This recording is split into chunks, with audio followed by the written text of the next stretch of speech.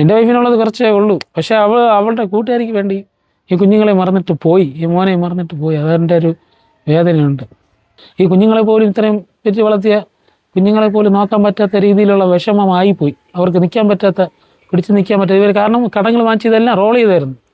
സ്ഥാപനത്തിലുണ്ടായിരുന്ന 2-3 പേർക്കൊക്കെ ഓരോ ബ്രാഞ്ചിൽ നിന്നവർക്ക് ഈ കാര്യം അറിയാം. ഈ പിള്ളേർ പറഞ്ഞിട്ടുണ്ട്. ഈ വെങ്ങാനുള്ള ബ്രാഞ്ച് മാനേജർക്ക് അതിൻ്റെ മാനേജർക്ക് അവിടെ അറിയാമായിരുന്നു.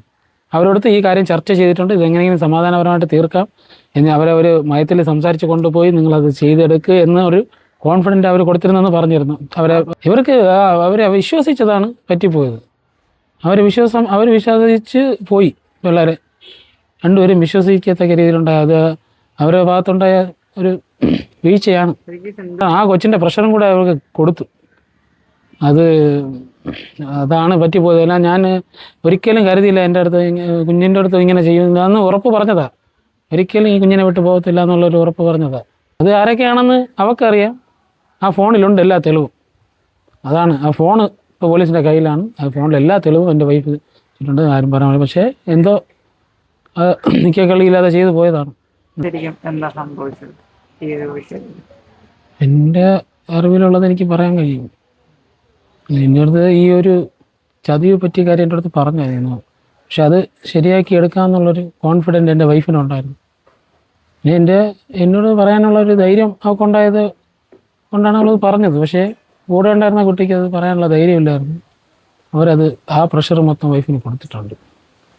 ഇനി സംഭവം എന്ന് പറഞ്ഞാൽ വൈഫിന് ഇവർ ഇപ്പം ഒരു ചീറ്റിംഗ് കാണിച്ചതാണ്. ആ ചീറ്റിംഗ് സംഭവിച്ചപ്പോഴേ എൻ്റെ അടുത്ത് പറഞ്ഞു. അതിന് ചെറിയ രീതിയിലുള്ളതേ ഉള്ളൂ, ചെറിയൊരിതാണ്, വീട്ടിലുള്ളതും ഫ്രണ്ട്സിൻ്റെത് മാത്രമേ ഉള്ളൂ, അത് നമുക്കത് അഡ്ജസ്റ്റ് ചെയ്ത് എടുക്കാമെന്ന് പറഞ്ഞു. കുറച്ച് അഡ്ജസ്റ്റ് ചെയ്ത് തരുന്നു. പക്ഷേ അവരെ കൊണ്ട് ഓവർകം ചെയ്ത് വരാൻ പറ്റിയില്ല. അവരിത് ചെയ്തോളൂ, നമ്മൾ ബാക്കി ചെയ്തോളാം എന്നൊക്കെ പറഞ്ഞായിരുന്നു.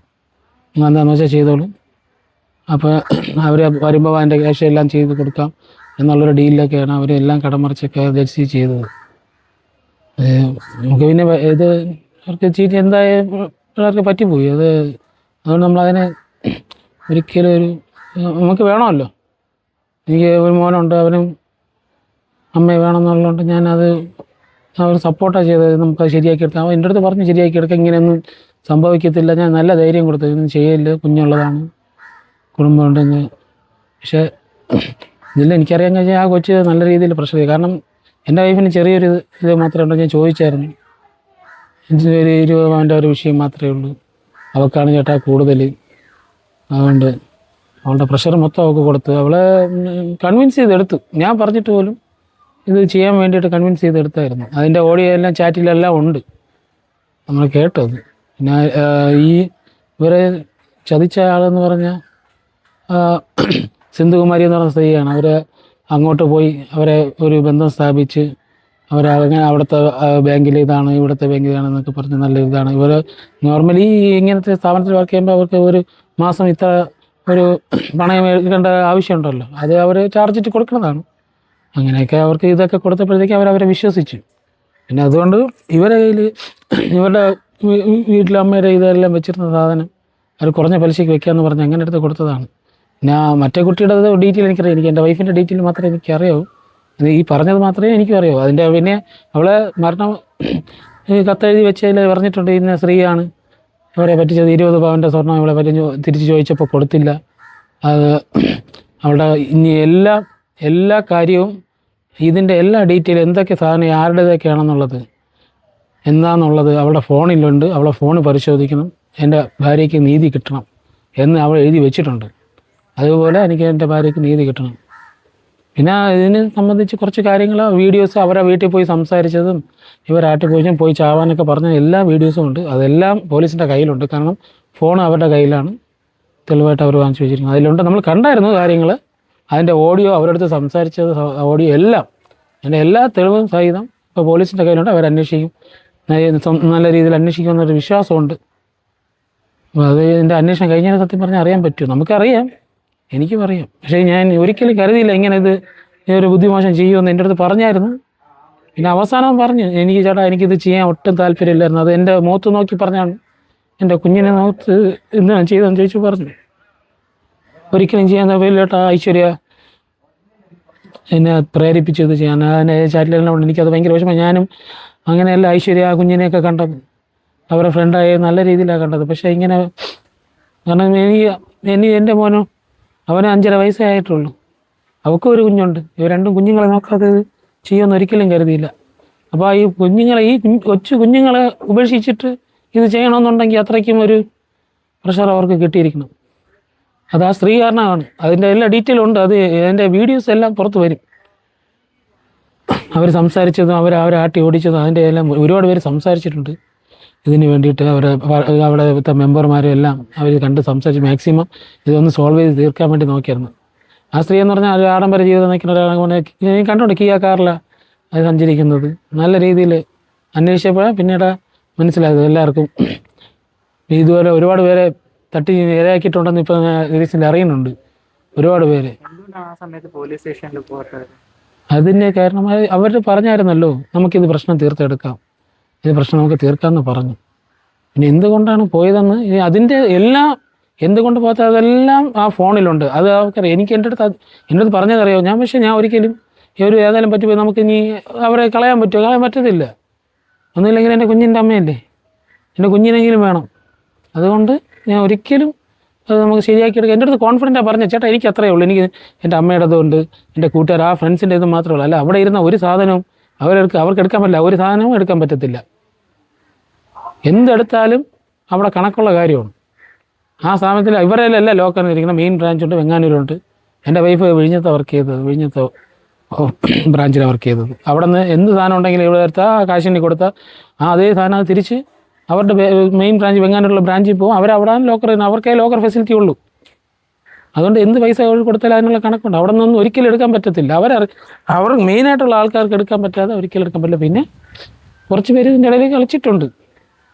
അത് ആരൊക്കെയാണെന്ന് അവർക്കറിയാം. ആ ഫോണിലുണ്ട് എല്ലാ തെളിവും. അതാണ് ആ ഫോണ് ഇപ്പോൾ പോലീസിൻ്റെ കയ്യിലാണ്. ആ ഫോണിൽ എല്ലാ തെളിവും എൻ്റെ വൈഫ് വെച്ചിട്ടുണ്ട്. ആരും പറയാൻ. പക്ഷേ എന്തോ നിൽക്കുക കളിയില്ലാതെ ചെയ്തു പോയതാണ്. അത്ര എനിക്കറിയാം. ഏതാ അതെ മെയിനായിട്ടും കളിച്ചത് ഈ സിന്ധു റാണി തന്നെ. സിന്ധു റാണി തന്നെയാണ് മെയിനായിട്ട് കളിച്ചത്.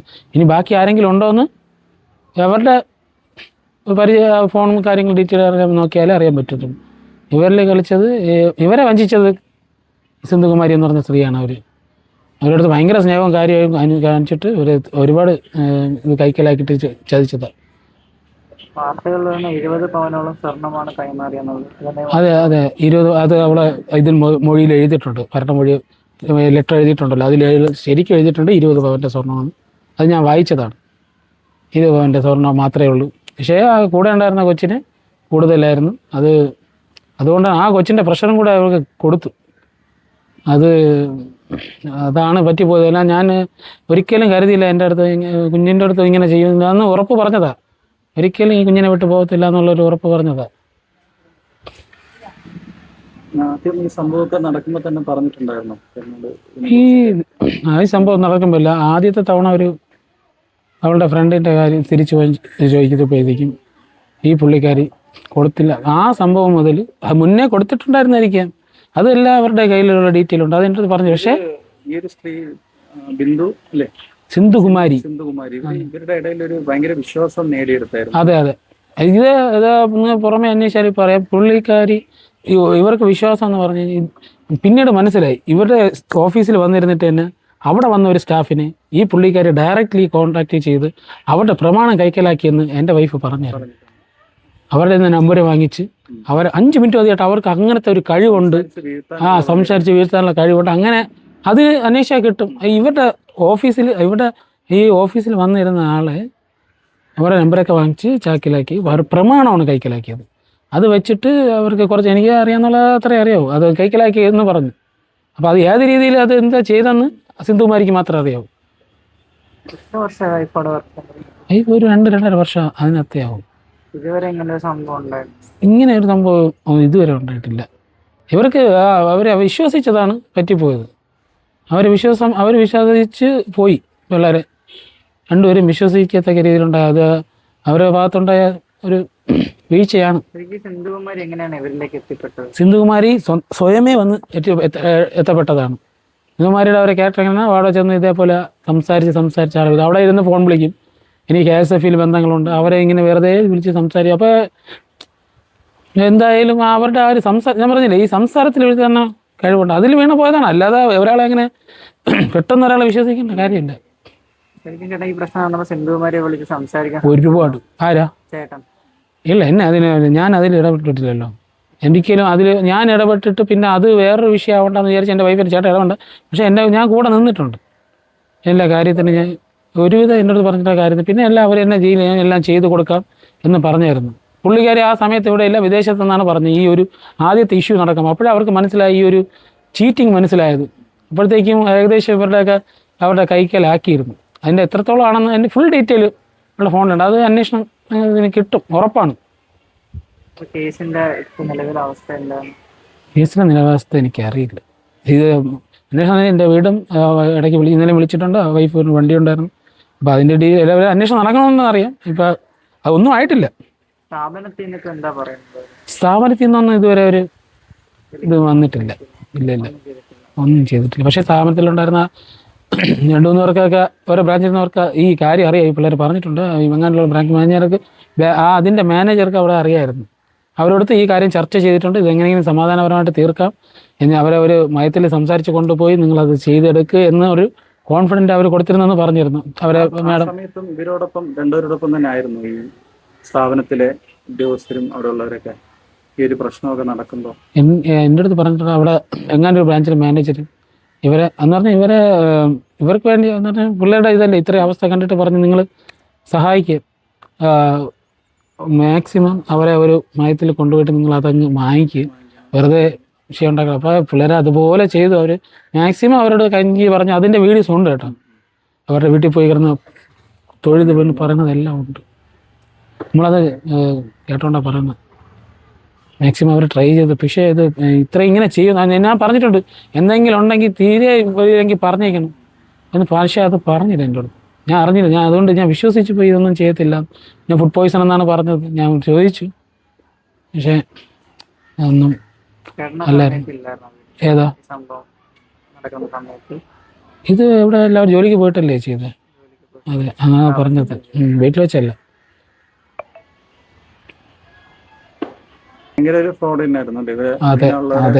അതെ, അതിനുള്ള തെളിവ്. അതിനാണല്ലോ ഇപ്പൊ ഒരുപാട് പരാതികൾ വരുന്നത്. അവരുടെ ആരംഭ ജീവിതം, അവരെ മോൻ എന്താ പൈലറ്റാണോ, മോള് അമേരിക്കയിലാണോ, അങ്ങനെ എന്നൊക്കെ പറഞ്ഞ് ആ ഒരു ലൈഫ് ഉണ്ടായിരുന്നിട്ട് ഈ പാവപ്പെട്ട പിള്ളേരെ ജീവിതം അത് പോട്ടെ. 2 കുഞ്ഞുങ്ങളാണുള്ളത്, 2 പൊടി കുഞ്ഞുങ്ങൾ. അവരെ സ്നേഹം കിട്ടി ഇതായതേ ഉള്ളൂ. ഒരിക്കലും എനിക്കും ആ ഒന്നും നശിക്കണമെന്ന് ഒരിക്കലും താല്പര്യമില്ല. 2 പിള്ളേരുടെ ജീവിതം അത് ഒരിക്കലും ഞാനും സ്നേഹിച്ചിട്ടുള്ള ആ കുഞ്ഞിനെ, എൻ്റെ മോനെ, അവളുടെ മോളെ എല്ലാം നമുക്കൊരിക്കലും കുഞ്ഞുങ്ങളെ തള്ളിക്കളയാൻ പറ്റില്ല. ഇപ്പോൾ പോലും നമ്മൾ ആ ഒരു വേദനയിലാണ് എൻ്റെ കുഞ്ഞിൻ്റെ കാര്യത്തിൽ. ഈ കുഞ്ഞുങ്ങളെ നോക്കിയില്ല. അത്രയ്ക്കും ഈ കുഞ്ഞുങ്ങളെ പോലും ഇത്രയും വെച്ച് വളർത്തിയ കുഞ്ഞുങ്ങളെ പോലും നോക്കാൻ പറ്റാത്ത രീതിയിലുള്ള വിഷമമായിപ്പോയി. അവർക്ക് പിടിച്ച് നിൽക്കാൻ പറ്റാത്ത ഇവർ കാരണം കടങ്ങൾ വാങ്ങിച്ച് ഇതെല്ലാം റോൾ ചെയ്തായിരുന്നു. മറ്റുള്ളവരുന്ന കടം വാങ്ങിച്ചിട്ടൊക്കെ ഇതെല്ലാം അറേഞ്ച് ചെയ്ത് കൊടുത്തിട്ട് ഇവർ കൊടുക്കാൻ തുടങ്ങി. ഈ ഐശ്വര്യയ്ക്ക് തന്നെ ഇത്രയുണ്ട്. അവരുടെ വസ്തു വിറ്റ് ആ പൈസ കൊടുക്കാമെന്ന് പറഞ്ഞിരുന്നു. പക്ഷെ അവസാനം അതെല്ലാം എന്നിട്ട് ഇവർ പോലും ഈ സ്ഥലം വാങ്ങിക്കാത്തതുകൊണ്ട് ഇവർ പോലും ആളെ കൊണ്ട് ചെന്നു. ആളെ അറേഞ്ച് ചെയ്തിട്ട് കൊണ്ട് ചെന്ന്, ചേച്ചി സാധനം വാങ്ങിക്കാൻ ആളുണ്ട്, അത് വിറ്റ് അത് മേടിച്ചാൽ. പക്ഷെ അവർ എന്നിട്ട് പോലും അപ്പോൾ അവർക്ക് അതിന് താല്പര്യമില്ല. അത് അവരുടെ വസ്തു വിറ്റ് ഇവരുടെ കടം തീർക്കണമെന്നുള്ള താല്പര്യമില്ല. ഈ സ്ത്രീയുടെ കയ്യിൽ നിന്ന് ഈ സ്വർണ്ണം നഷ്ടപ്പെട്ടതാണ് കുഴപ്പം. ഇവർ ഒരിക്കലും വിചാരിച്ചില്ല ഇവർ വിറ്റ് കളയുന്നോ, ഇവർ തിരിച്ച് കൊടുക്കില്ല എന്ന് ഒരിക്കലും വിചാരിച്ചില്ല. ഇത് കൊടുത്താൽ തീരാനുള്ള പ്രശ്നമുള്ളൂ. അതിനുള്ള എമൗണ്ട് കൊടുക്കുന്നുണ്ട്. കാരണം അവരെ എമൗണ്ട് എത്രയാണോ സ്വർണ്ണം, ആ പണയം നമ്മൾ അവരുടെ കയ്യിൽ നിന്ന് എടുത്തത്, അതേ എമൗണ്ട് അതിൻ്റെ പലിശ സഹിതം കൊടുക്കുകയാണ്. ഈ സാധനം കൊടുത്തു കഴിഞ്ഞാൽ തീരാണ്ട പ്രശ്നമാണ് ഇത്രയും വഷളാക്കിയത്. ഈ സ്ത്രീ ആ സാധനം ഇവരെ വിശ്വസിച്ചിട്ട് ഈ സാധനം നശിപ്പിച്ച് കളഞ്ഞു. അവരെ യൂസ് ചെയ്ത് കളഞ്ഞു. അങ്ങനെ പറ്റിയതാണ്. എൻ്റെ അടുത്ത് പറഞ്ഞതനുസരിച്ച് ഇത് അവർ പ്രശ്നം തീർത്തോളാം ചേട്ടാ, ഒരു വീട്ടിൽ പോയാലും എന്നെ വിളിക്കും. കാരണം ഇപ്പോഴത്തെ സാഹചര്യം അറിയാമല്ലോ. ഞാൻ അവിടെ മറ്റുള്ള വീട്ടുകാരുടെ പോലെ ഇതിനെ കുറിച്ച് കൂടുതൽ ചിലപ്പോൾ പറഞ്ഞ് വിഷമിപ്പിക്കേണ്ട എന്ന്. അതെ. കാരണം അമ്മയുടെ ഇതൊക്കെ അല്ലേ ഇരിക്കണം. അതുകൊണ്ടൊക്കെ അമ്മ വിഷമിക്കാം. അമ്മയുടെ അത് വെച്ചിട്ടുണ്ട്. അവളുടെ വൈഫിൻ്റെ അമ്മയുടെ വിഷയം അമ്മയ്ക്ക് വിഷമാവണ്ടെന്ന് വിചാരിച്ചിട്ട് അത് ഇപ്പോഴാണ് പറയണത്. അവരെ കൊണ്ട് പറ്റുമെന്ന് പറ്റും. അല്ല, എൻ്റെ വൈഫിനെ കുറച്ചല്ലേ ഉള്ളൂ, അത് ചെയ്യാനേ ഉണ്ടായിരുന്നുള്ളൂ. അത് എൻ്റെ അടുത്ത് ഞാൻ എത്ര വർഷം നിനക്ക് എത്ര എന്താ ഇത്രയുള്ളൂ, നീ എന്തിന് ഇത്ര ഇതാവണം, നിനക്ക് കുറച്ചില്ല അല്ല ഏട്ടാ എനിക്ക് കുറച്ചുള്ളൂ, പക്ഷെ അവർക്ക് കൂടുതലാണ്. പക്ഷെ ഇവർ തമ്മിലുള്ള ഒരു സ്നേഹബന്ധം നിസ്സാര സമയമാണ്, ഒരു 1.5-2 വർഷത്തിന് 1.5 വർഷമായി. കാരണം ജോലിക്ക് വന്ന് രണ്ടുപേരും ആദ്യ ജോലിക്ക് ഒരു സ്ഥാപനത്തിലാണ് വർക്ക് ചെയ്തത്. എന്നിട്ട് അവിടെ നിന്ന് ഐശ്വര്യ അവിടെ ഇരുന്ന് ആദ്യം വൈഫാണ് കാരണം ജോലിക്ക് അവിടെ ഓഫീസിൽ, പിന്നെ ഇവനെ വിഴിഞ്ഞത്തോട്ട് ട്രാൻസ്ഫർ ആയി. പക്ഷെ എന്നാലും എനിക്ക് ഐശ്വര്യ എനിക്ക് ആദ്യം പരിചയമുണ്ട്. ഐശ്വര്യ പോയി ആദ്യം കണ്ട് സംസാരിച്ച് അത് ഇവിടെയോട്ട് ഷെയർ ചെയ്ത ഒരിതാണ്. എൻ്റെ വൈഫിനുള്ളത് കുറച്ചേ ഉള്ളൂ, പക്ഷെ അവളുടെ കൂട്ടുകാരിക്ക് വേണ്ടി ഈ കുഞ്ഞുങ്ങളെ മറന്നിട്ട് പോയി, ഈ മോനെ മറന്നിട്ട് പോയി. അതെൻ്റെ ഒരു വേദനയുണ്ട്. നമുക്ക് ഒരിക്കലും നഷ്ടപ്പെടുത്തി കളയാൻ പറ്റില്ലല്ലോ, അതൊന്നും കുഞ്ഞിൻ്റെ അമ്മയെ നഷ്ടപ്പെടുത്തി കളയാൻ ഒരു താല്പര്യവും ഇല്ല.